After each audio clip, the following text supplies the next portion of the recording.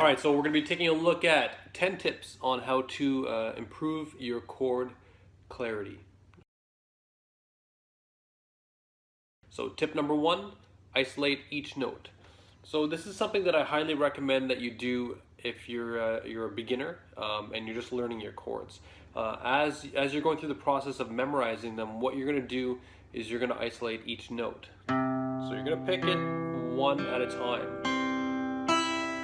Throughout this process, what you're going to find is you're going to find notes that have problems. For example, when you first play a C chord, it'll probably sound like this. Okay.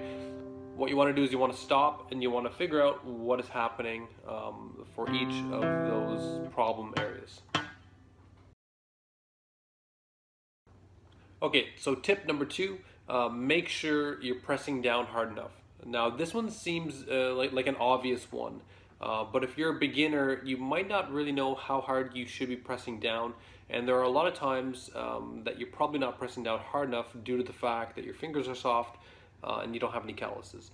Now when you don't have any calluses, you have to press down even harder, and unfortunately it's going to make your fingers quite sore. So make sure you are pressing down hard enough so that you do develop the correct calluses, and also you get a nice clear note. Okay.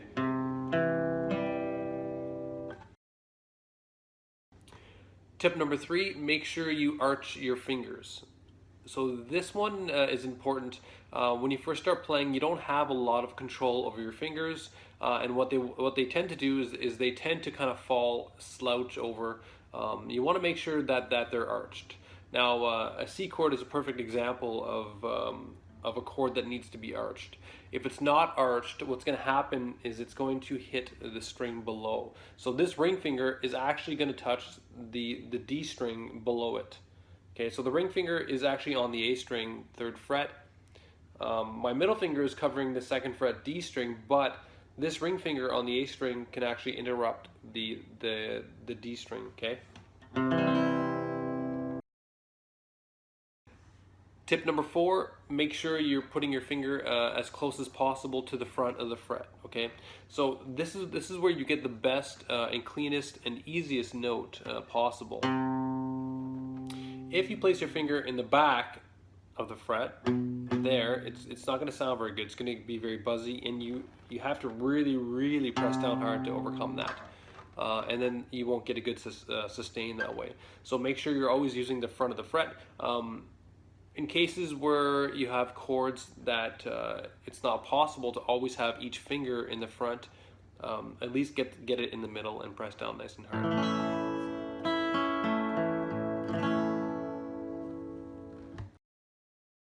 Tip number five, fingertip placement. Okay, so this is something that is overlooked quite a bit, especially if you're a beginner.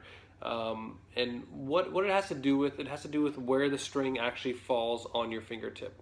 Okay, the reason this is important is because if the string is going too close to the tip where the nail is, you're going to be leaving a lot of skin, a lot of finger to hit the string below. And aside from not arching your fingers properly, this is a main reason why your fingers are actually hitting the string below. And I'll explain again. So basically, if I place the string too far close to my fingernail, what happens is I leave too much finger to hit the string below. If I go further away from the nail, what happens is there's not enough finger left over to touch the string below. Okay. Now, if you do this too much, if you go too far away from the nail, what happens is the opposite. What happens is actually there's now a lot of finger on the opposite side. So if you're in a situation where you have to have the string above and the string below where you're fretting be nice and clear and clean, well, you're gonna actually hit the top as well. So you have to find the balance. Okay, so the best place to do that would be, I'll show you the groove here. I don't know if you can see that groove. Somewhere around there is good. Okay, tip number six, strum accuracy. Okay, so being accurate while you're strumming is really tough. And there are a couple of techniques that we're going to use to help that. But what it means is it means that if you're playing a C chord, we're going to be strumming from the A string down. Okay, we don't want to use the low E string at all. That's not part of the C chord. Even though a C chord does have an E note in it, we don't want it to be in the bass position. Okay, so strum from the A string down.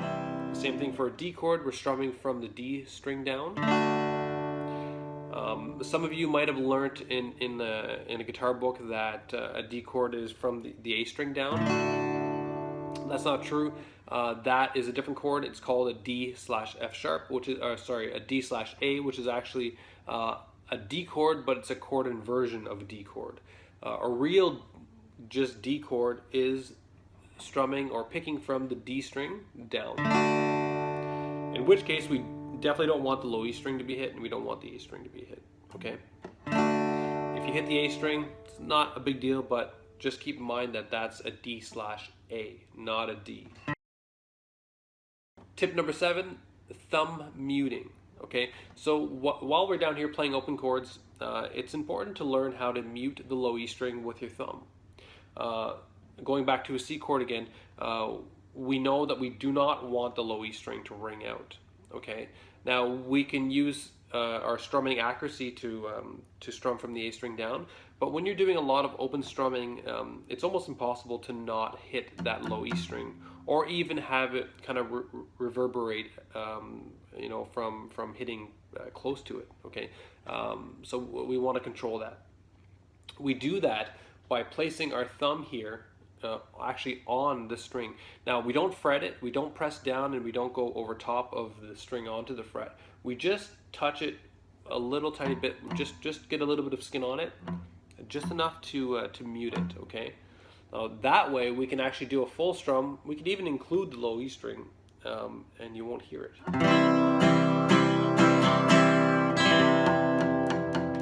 Okay. Now, when you first start practicing this, you're probably gonna press down on it a little too much, and you'll end up with an F sharp note in a C chord, which is gonna sound terrible. Okay, so just release some of the pressure. You don't really have to, you barely have to touch it at all. Okay, so make sure you practice that. Most people, when you first learn, you're probably playing it like this, where your thumb is in the back of the guitar in the classical position. Bring it up just enough to actually hit that. So this works for any chord that we don't want the low E string to ring out, an A major or A minor. Okay, even when you're playing a D minor or a D chord, make sure you're holding that low E string. If you're playing this half F chord, same thing.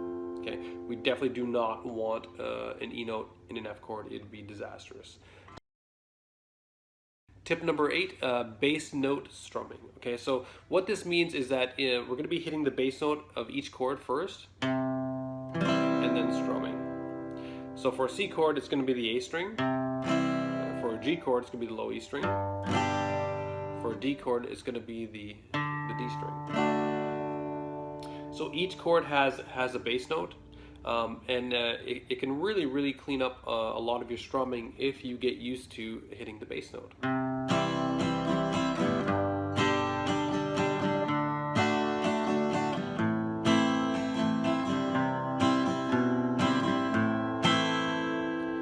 So the more you practice that, the cleaner your chords are going to sound. Now, it is a specific technique, and it offers a specific sound. You probably don't want to use it in every situation. Okay, sometimes you do want that purely open strum. For tip number 9, we're going to go to bar chords. Okay, and tip number 9 is fingertip muting. Okay, so if we take a look at a bar chord, let's take a look at a D minor bar chord here on the A string.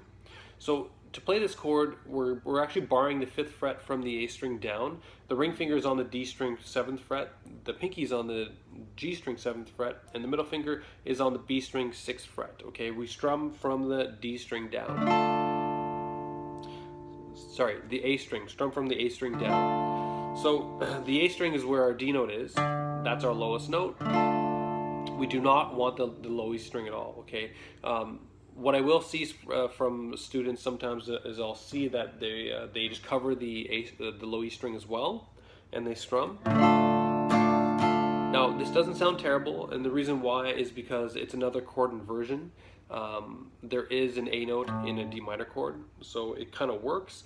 But once again, this is not a straight D minor chord. This is what we would call a D minor slash A, okay? You don't always want that because it does muddy the chord up a little bit. So what we do is we only strum from the D string, the A string down. And to make sure that we mute the low E string, we use our fingertip. Okay, so the very tip of my finger is touching the low E string.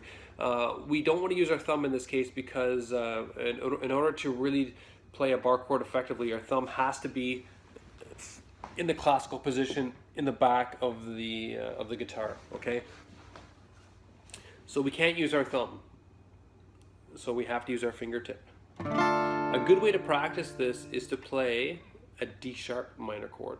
Okay, the reason why you want to use this is because if you're not muting the low E string well enough, it's going to sound terrible. Okay.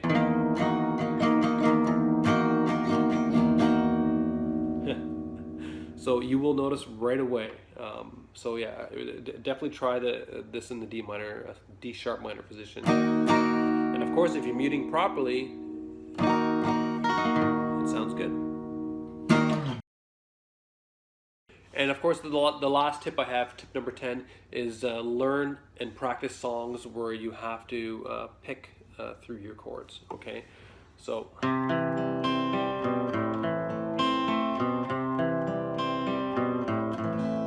Now there are a lot of songs that have you pick through chords. If you learn them, you will have no choice but to practice this, and also you'll notice any notes that are unclear. Do the same thing with bar chords. Okay, this is very important when you're learning bar chords, and it's going to help you develop your bar chords because bar chords, of course, are far more difficult. And if you learn songs that pick through them,